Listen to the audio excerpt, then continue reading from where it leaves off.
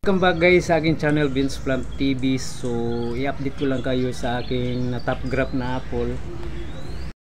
At ipupruning ko po yung isang puno ng apple guys. So dito muna tayo, i-update ko po kayo dito. So ito po yung na top graph natin na gala apple guys. Ayan, naka-plastic pa siya. So kung mapapansin nyo, nag-flower na siya kaagad guys. So maganda talaga siyang pang top graph sa isang puno ng apple kasi masipag siyang magbigay ng bulaklak guys. Ayan, tingnan nyo. So andito tayo ngayon guys sa isa kong puno ng apple. So itong apple na to, ito po ay 4 years old nga, galing sa buto guys. So nag side graph ako dito ng gila apple. So kung titingnan nyo, ayan, ang sisipag niyang magbulaklak guys. Ipopruning ko ito guys kasi parang nabibigatan yung kanyang puno. Ayan, so tatanggalin ko itong malaking sanga na to, saka dito titriman ko to guys. Pero itong puno na to guys, ito po ay Fuji apple na galing sa buto guys. So ito lang naman ang gila apple na sinide graph ko guys. So meron ding nakamarkot guys, oh. Ayan.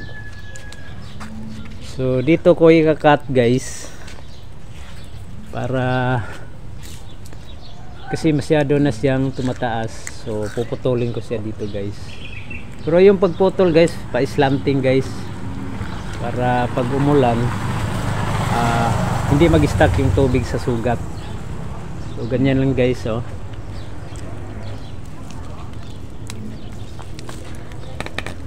Ayan. Ayan. So itong naputol natin na sanga ng gila apple guys, maganda itong pang grafting, no, kapag marami tayong rootstock kasi sayang din ito pag itapon lang. Ayan. So ito puputulan ko rin ito yung ititira ko, itong sanga na to. Ganon pa rin. Ayan. Tapos ito ito lang yung ititira ko na sanga guys. So puputulin ko rin dito. Ayan. Ayan. So maganda na siyang tingnan yung puno guys. Tingnan mo guys. So maganda nang tingnan.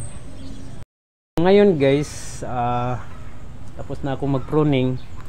So bawat sugat guys, so papahiran ko siya ng powder ng fungicide. So ito ang ginagamit kong fungicide guys. So papahiran yung sugat kasi bawat hapon kasi dito guys ay laging umuulan or sa gabi.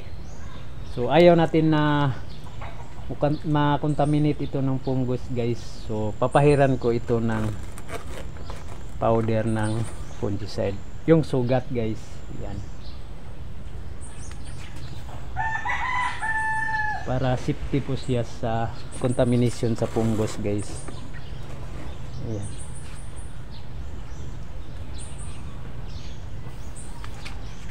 So bawat sugat guys kailangan pahiran. Ayan. So yan, safety na yan guys.